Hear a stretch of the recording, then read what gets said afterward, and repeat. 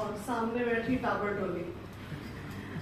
हम बच्चे हैं और बच्चों जैसी बातें हो रही हैं और बच्चों की जो समस्याएं हैं, जो बच्चों को हम साहित्य को लेकर बात कर रहे हैं, बहुत गंभीर समस्याएं हैं, बहुत गंभीर चिंतन है जो अंदर से तो खटखटा रहा है मुझको।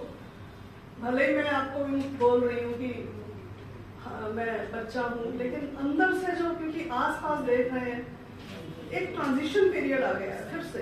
एक जो टेक्निकल इश्यूज आ गए हैं, जो हमारे डिजिटल युग आ गया है, डिजिटल युग से एक ट्रांजिशन पीरियड आ गया है हमारे बीच में। उससे हम कैसे समायोजन करें, कैसे बच्चों को अपनी पुरानी संस्कृति में ढालें, हमारे पुराने परिवेश को लेकर आगे आधुनिकता के साथ समायोजन करें, वो एक बहुत बड़ी समस्या है और उसमें साहित्य बहुत बड़ा योगदान कर सकता है।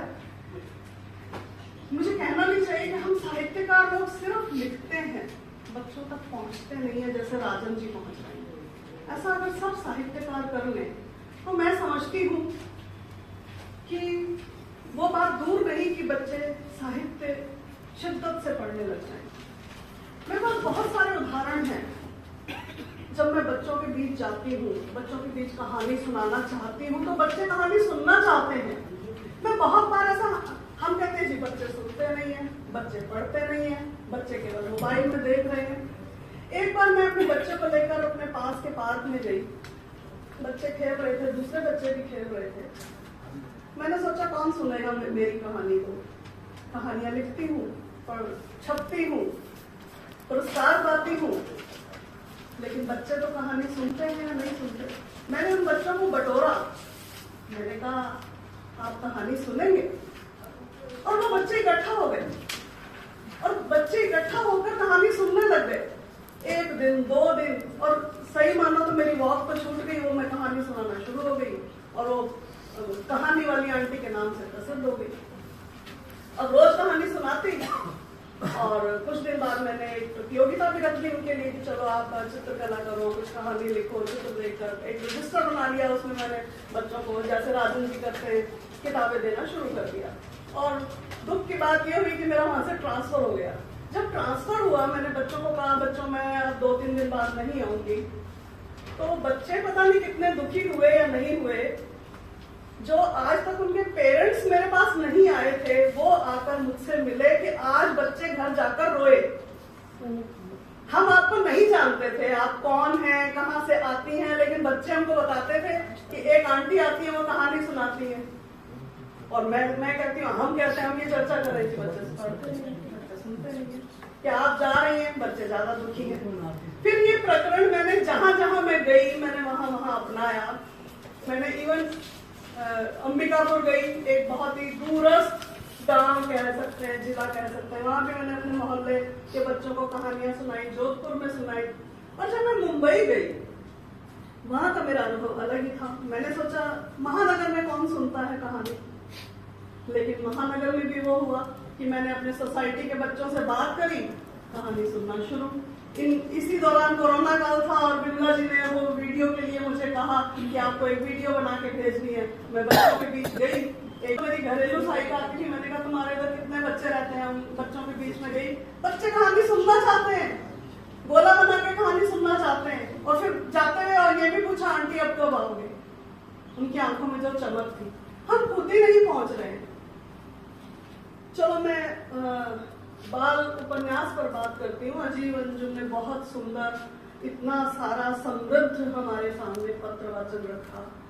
हम तो कविता और कहानी पर ही अटके हैं कि बच्चे सुनना नहीं चाहते। इतने ढेर सारे उपन्यास भी प्रकाशित हुए हैं, वो बच्चों तक पहुंचते नहीं है। बच्चे पढ़ना चाहते हैं, बच्चे पढ़ना चाहते हैं। अभी हाल ही में मैंने एक उपन्यास पढ़ा, फूलों वाली घाटी। हमारे बीच ही लेखिका बैठी है, उषा सोमानी। उनका उपन्यास था, मेरे पास पहुंचा। 2-3 दिन मैंने जब तक उसको पढ़ा नहीं, जब तक मैं उसको शेड्यूल में रखा हुआ था, आज नहीं कल परसों, जब मैंने उसको पढ़ना शुरू किया तो मैं उसको पूरा करके ही उठी। और उसके बाद मुझे उस पर जो लिखना था वो मैं लिख नहीं पाई, क्योंकि मैं उस औरे में रही। मैं 3 दिन तक उस उपन्यास के औरे में रही। मैं सोच रही थी कि वो जब बच्चा उसको पढ़ेगा तो कैसा महसूस करेगा, क्योंकि वो उस बच्चे की कहानी थी जो बच्चा मेरे ही घर में है। मेरे घर में जितना बड़ा बच्चा है मेरा बेटा, वो उसी बच्चे की 8वीं क्लास में बच्चे की कहानी थी। और मैं उस बच्चे को, मैंने अपने बेटे को बैठाकर बताया थोड़ा सा, मैंने कहा मैं पूरी बात नहीं बताऊंगी तुझे, वो उपन्यास ही पढ़ाऊंगी, तुम्हें बहुत मजा आएगा। तो मेरे घर में एक लैब में जैसे एक्सपेरिमेंट करते हैं ना, तो लैब एक्सपेरिमेंट के लिए एक बच्चा है, मैं उस पर टेस्टिंग करती रहती हूँ कि कैसी कहानियां बच्चे सुनना पसंद करते हैं। कुछ समय तक मेरे सारे बच्चे इस तरह से पले हैं कि मैं उनको रात को कहानी सुनाकर लेखिका हूँ या कुछ भी कह लीजिए, कहानी लिखने वाली हूँ, बचपन से शौक था, तो बच्चों को कहानी सुनाकर ही सुनाना है, तो वो बच्चों में आदत थी।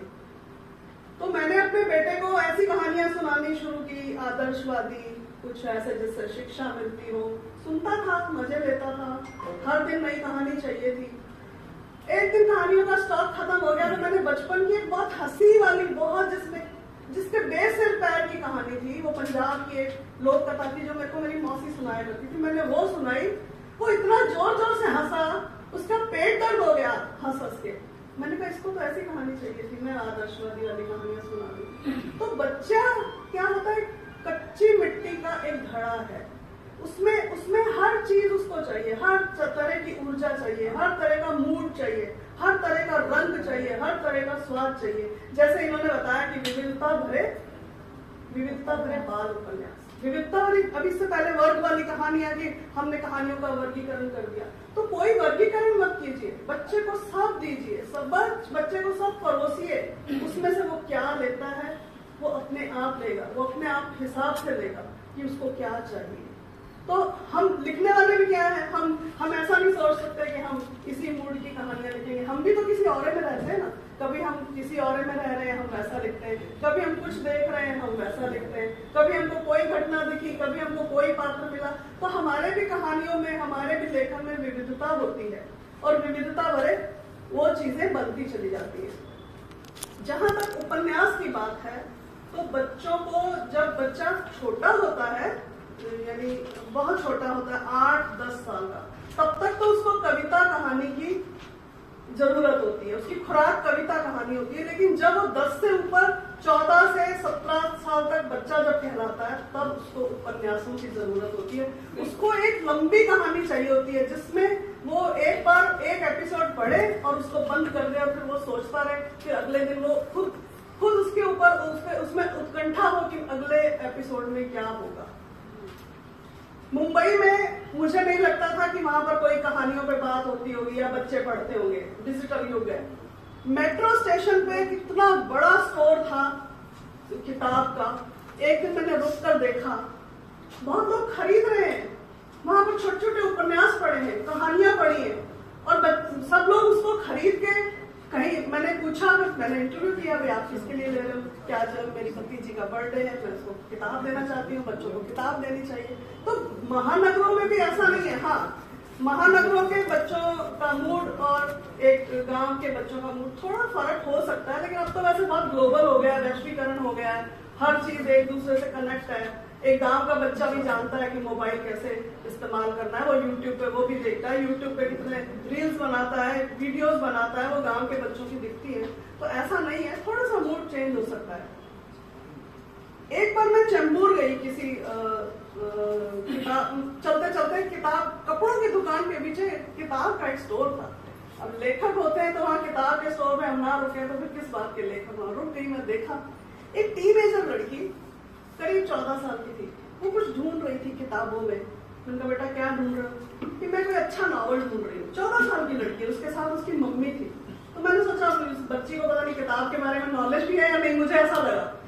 मैंने उसकी मम्मी से पूछा है क्या ये रेगुलर किताब पढ़ती है, कि हाँ ये रेगुलर, यहाँ ये स्टोर ऐसा है, यहाँ से आप किताब लीजिए और वापस लाकर दे दीजिए, मतलब खरीदने की जरूरत नहीं है, और ये रेगुलर पढ़ती है। तो मुझे लगा कि नहीं, हमें लिखना बंद नहीं करना। हम लेखक कई बार निराश हो जाते हैं, कौन पढ़ रहा है, अरे पढ़ रहे हैं, बहुत लोग पढ़ रहे हैं। अभी जो डिजिटल युग की बात हरीश बी शर्मा ने सुबह के सेशन में उठाई, निश्चित रूप से नया एक आया है, टेक्निक आई है, वो हमारे लिए थोड़ी तकलीफ दे है। लेकिन अभी एक चीज आप बिल्कुल समझ लें, हम लेखक अभी तक हम कागज पर लिख रहे थे, अब हम उसको दृश्यम में बदल रहे हैं, दृश्यों में बदल रहे हैं। YouTube पे कहानियां, स्टोरी, आप बच्चे वही कहानियां दादी माँ सुनाती थी, वही कहानी वो माँ YouTube पर लगा देती है तो बच्चा सुन रहा है। छोटे बच्चे को लोरी सुना देती है, उसको नहीं आती है तो वो सुन रहा है। बस इतना सा फर्क आया है कि हर प्लेटफॉर्म पे लेखकों का होना बहुत जरूरी है। अगर हम टेक्निक में पीछे रह गए तो हम लेखकन कर्म में पीछे रह जाएंगे। अगर हमको मोबाइल की टेक्निक, ईमेल की टेक्निक, डिजिटल युग की टेक्निक नहीं आई तो हम पीछे रह जाएंगे। हमको लिखना भी है, हमको हार्ड कॉपी में भी लाना है, हमको रंग बिरंगी किताबों में भी लाना है और हमको डिजिटल उसमें भी लाना है। अभी करीब 15 दिन पहले मैं किसी के घर गई तो उसने मुझे, उसके घर उसकी भांजी आई थी, छोटी सी थी, 6 साल की। पाखी से तो बहुत छोटी थी वो, पाखी तो बहुत ऊंची चीज हो गई, पाखी तो सब समझने लगी। वो छोटी सी लड़की थी, हम छोटे से बच्चे को समझते हैं, क्या समझता होगा ये, मुझे क्या समझेगा कि मैं क्या हूँ, मैं तो एक आंटी हूँ, उसके लिए चॉकलेट लाई हूँ। तो उसने जब ऐसे ही मेरी फ्रेंड ने बोला, बेटा ये आंटी लिखती हैं, राइटर हैं। जैसे ही उसने कहा वो मेरा पल्ला पकड़ के बैठ गई, मुझे अभी के अभी कहानी सुनाओ, मुझे अभी के अभी कविता सुनाओ, और उसने मेरी वीडियो बना दी। मैं इतनी हैरान, इतनी छोटी सी लड़की। फिर उसकी मम्मी ने बोला कि हम जहां भी जाते हैं बाहर, ये किताबों की दुकान ढूंढती है।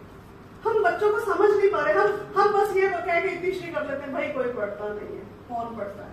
आप किताब देकर तो देखो, आप किताब दिखाकर तो देखो, पढ़ेगा बच्चा। मैं भी अपने बेटे की एक उदाहरण देके खत्म करती हूँ बात। मैं भी अपने बेटे को ये समझती थी कि बहुत डिजिटल उसमें बैठा रहता है, क्योंकि मोबाइल सबको हाथ में देना पड़ा ना हमको, क्योंकि ऑनलाइन क्लासेस थी तो वो तो देना ही पड़ा। और वो सारे टाइम कुछ गेम भी खेलते हैं कुछ। तो थोड़े दिन बाद मैंने उसके हाथ में देखा, वो अब्दुल कलाम की किताब पढ़ रहा था। मैं मुंबई रहती थी, मैंने बोला ये किताब कहाँ से आई? बोला मेरे को दीदी ने अमेज़न से गिफ्ट करी है। मैंने कहा कैसे? कि मैं बहुत दिन से दीदी को कह रहा था मैं कोई किताब पढ़ना चाहता हूँ, कोई ऐसी प्रेरणा वाली किताब पढ़ना चाहता हूँ जिसको पढ़कर मैं एनर्जाइज हूँ, मेरे में ऊर्जा आए। तो दीदी ने मुझे ये किताब दी। मैंने कहा बच्चा सही दिशा में जा रहा है, भले डिजिटल है भले कुछ भी है। तो ये हमें समायोजन करना है कि बच्चा बस थोड़ा सा देखना है बच्चा क्या कर रहा है। मैं एकदम निश्चिंत हो गई कि बच्चा अमेज़न पे किताबें भी देख रहा है, कुछ और नहीं देख रहा, यूट्यूब पे कुछ अच्छी बातें देख रहा है। वो मुझे इतनी चीजें बताता। फूलों वाली घाटी की चर्चा हमारे ही घर में, मेरे घर में एक दिन अकेले कमरे में बेटी सो रही थी, उसको कुछ लगा, वो ऐसा, वो डर के नीचे आ गई, बोली मम्मी वहां तो मुझे कुछ ऐसा दिख रहा है, एक व्यक्ति खड़ा है और वो एक रोशनी दिखी, उसका हाथ आया, मैं डर गई। हमने कहा कुछ नहीं, ऐसे नहीं मम्मी था, मैंने उसको ऐसे किया, हट जा, तो वो हटा नहीं। हमने उसको, वो तो डरी रही बहुत देर, हमने उसको फिर थोड़ा शांत किया, कुछ नहीं है, सब विज्ञान की बातें। वो छोटा, उसका भाई उसको समझा रहा, कुछ नहीं, दिस इज इल्यूजन, कुछ नहीं है। उसने हमको ड्रॉ करके बताया ऐसा था। थोड़े ही दिन बाद बेटे को कोरोना हो गया, उसको उसी कमरे में शिफ्ट करना पड़ा। तो कहता मम्मी वही कमरा है, मुझे डर लग रहा है। फिर थोड़ी देर बाद कहता कुछ नहीं मम्मी, उसका भ्रम था, वो समझती नहीं है। अरे विज्ञान के युग में सब होता है क्या? तो बच्चे खुद ही, मैंने सब पढ़ लिया है, वो बच्चे सब खुद ही वो देख रहे हैं। डिजिटल युग में ये भी देख रहे हैं कि डिजिटल युग में किंडल पे किताबें हैं। मैंने तो खुद कितनी किताबें किंडल पे पढ़ डाली, कितनी अच्छी किताबें किंडल पे पढ़ डाली। तो डरने की जरूरत नहीं है हमें कि डिजिटल युग आ रहा है, उसको हमें अपने आप से समायोजित कैसे करना है वो देखना है। और ये विविधता भरे उपन्यासों की बात पे मैं अजीब अंजुम को बधाई देना चाहूंगी, इतना खूबसूरत पत्र वाचन करके लाए, और मैं समझती हूँ कि मैं भी इसमें से कुछ उपन्यास को पढ़ूंगी। शुक्रिया, बहुत बहुत आप सभी का शुक्रिया कि मेरे दिल के कोने में छिपा एक नन्हा सा बच्चा बड़ों की देख कर दुनिया बड़ा होने से डरता है, कि बच्चों के नन्हे हाथों को चांद सितारे छूने दो, अरे 4 किताबें पढ़कर ये भी हम जैसे हो जाएंगे। शुक्रिया।